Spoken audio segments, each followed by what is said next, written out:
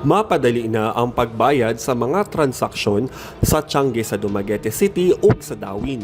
Kini human buksan sa Bangko Sentral ng Pilipinas, Dumaguete Branch ang paling QR program sa Dumaguete City Public Market o Dawin Mega Market.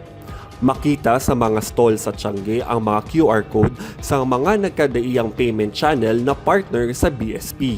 Kinahanglan lang iscan ang QR code gamit ang mga cellphone o ubang pang mobile device sa mga konsumidor aron matransfer ang kwartang ibayad sa mga merchant na gikan sa ilang e-wallet.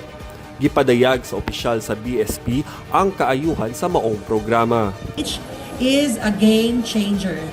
It makes daily transactions convenient, safer, and cost-effective. Kay pinaagi sa atong QRPH, makabayad na ta sa eksaktong kantidad. Dili na ta magkadipog-dipog pangitag sinsilyo no. Unang gibuksan ang paling QR program sa Painitan Section sa Dumaguete City Public Market. Nakasabot sab ang mga manindahay sa kaayuhang dala niini. Okay, good siya. Kaya katong walay mga cash, dito naman sila sa Gcash kayo. Okay naman sa dali naman po, basta kabalo nakadaan. Secured yun yung mga kwarta. Ako po na nakatsadas, di naka magkinahanglag sukli pa, naka maghasol pangitag ikasukli. Tapos okay man po.